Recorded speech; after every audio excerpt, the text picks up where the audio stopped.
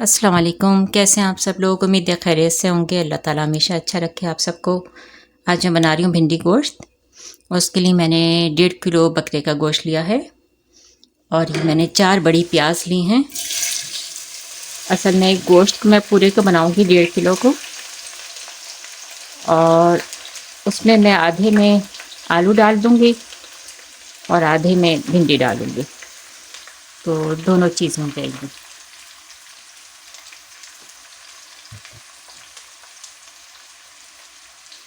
एक साथ इसलिए बना रही हूँ कि इसको कोई ज़रूरत नहीं है कि एक ही जो बेस होगी वो तो एक ही तरह से बनेगी उसकी, दोनों डिशेस की।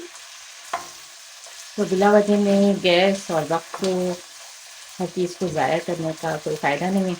तो मैं इकट्ठा गोश्त बना लूँगी, फिर आधा आधा करके आधे में भिंडी डालूँगी, आधे में आलू डाल दूँगी। बस मैं इनके सबके पैकेट बना बना के खानों के और बच्चों के रख दूँगी इंशाल्लाह। तो जब तक प्याज ब्राउन होती है तो मैं दूसरे काम करती हूँ, भिंडी काटती हूँ, फिर आपसे मिलती है थोड़ी देर में। अभी देखें प्याज ब्राउन हो गई है। अब मैं इसमें डालूँगी ये 2 टेबल स्पून अदरक और लहसुन, और ये मेरे पास काली मिर्चें हैं, कोई 10-15 के करीब 15-16 काली मिर्चें, और कोई 8-10 लौंग, और 1 चमची भर के ज़ीरा, और 2-2.5 चमचे पिसी हुई मिर्चें, और 1 चमचा भर के वो है हल्दी। तो बस ये सब इसमें जाएगा।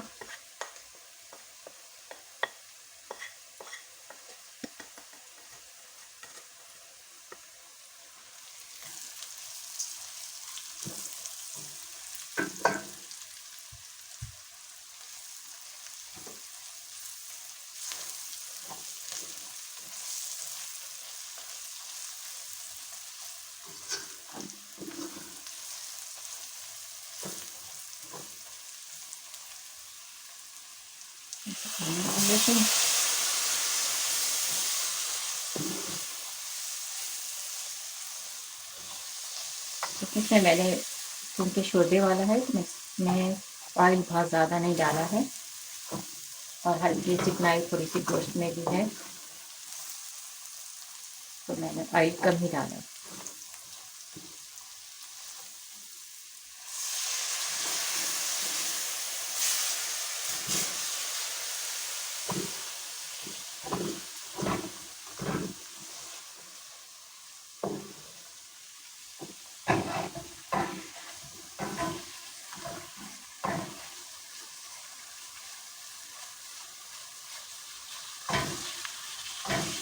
फिर इसमें गोश्त डाल देंगे, कि बाकी बनाई इसकी जब गोश्त गल जाएगा फिर करेंगे। तो ऐसी बहुत बनाई की ज़रूरत नहीं है।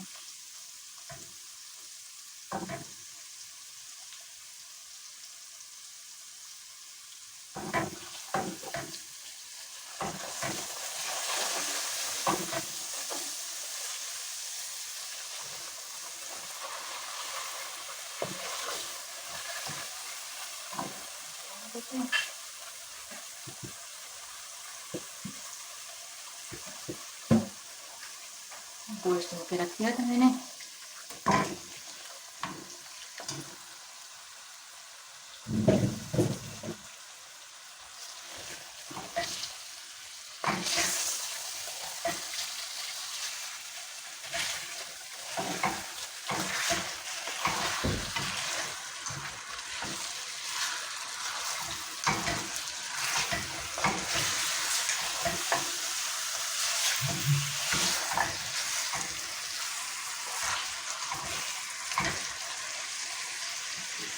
इसको थोड़ा सा तेज़ कर लेते हैं।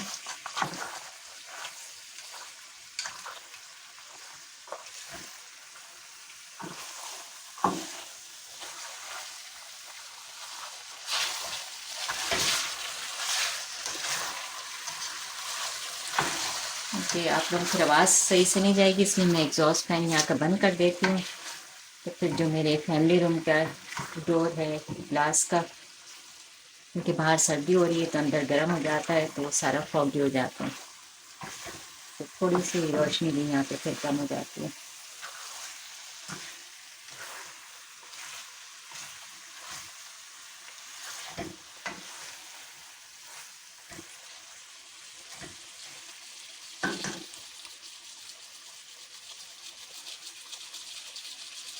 इसमें कोई 5 गिलास पानी डालूंगी मैं, इसको बस गलने के लिए रख देते हैं।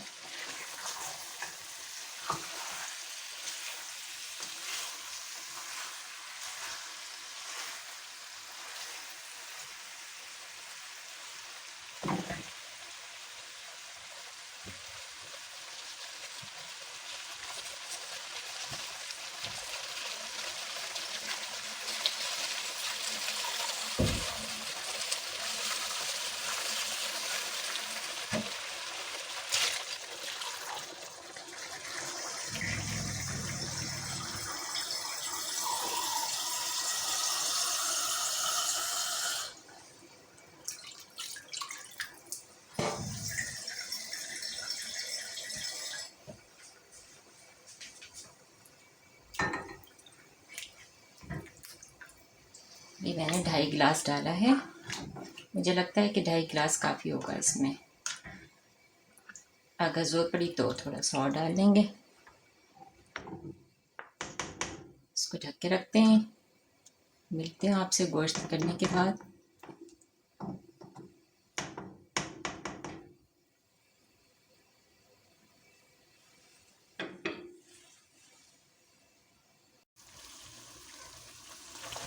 देखें अब इसमें मैंने भिंडियाँ डाल दी हैं, तो 1 पाव भिंडी डालिए। इसकी बुनाई कर लेंगे अच्छी तरह, बीच में से भिंडियों के 2-2 कर लिए हैं मैंने पीस इस तरह से।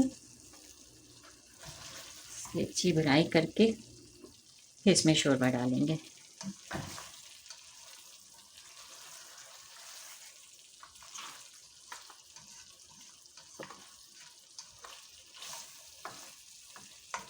बाकी का जो आधा गोश्त है उसमें चुकंदर डालूंगी।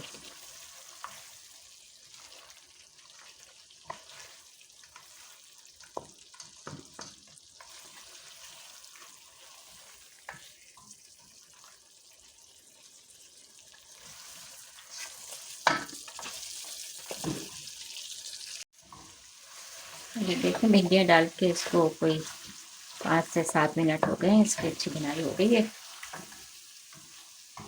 इसका भिंडियों का लेस भी ख़त्म हो गया है। इसमें शोरबा डाल देंगे और शोरबा डाल के हल्का सा पकाने के बाद फिर मैं इसमें हरी मिर्च डालूंगी, क्योंकि हरी मिर्चें छोटे साइज़ की हैं तो बस वो 7-8 हरी मिर्च इसमें डाल के शोरबा डाल देती हूँ। ये देखें इसको पकते हुए, ये हरी मिर्चें डालने के बाद बस इसको 1-2 मिनट हो गए, चला देते हैं।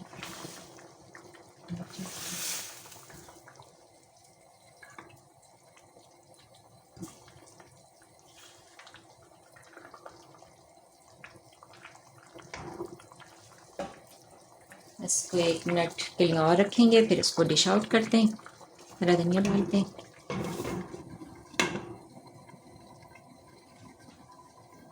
और ये देखें, ये लीमू का अचार मेरी अम्मी बनाया करती थी और ये उसमें कुछ भी नहीं है, इसको मैंने बना के रखा था, ये बहुत अरसे चल जाता है, बहुत अच्छा रहता है।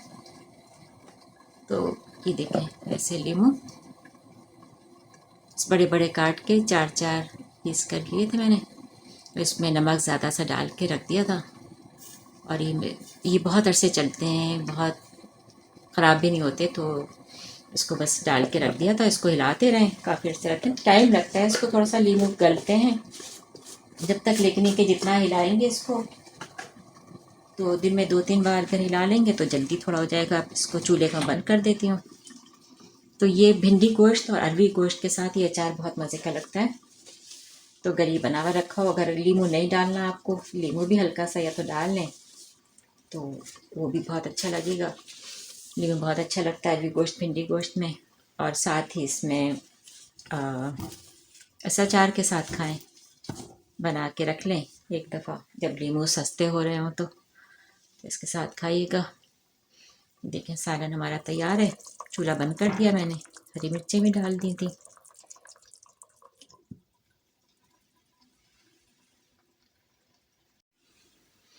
देखें भिंडी गोश्त तैयार है, इसको डिश आउट कर लिया है। अब इसमें हरा धनिया नहीं डाला, वो सर्विंग के टाइम पे डालूंगी।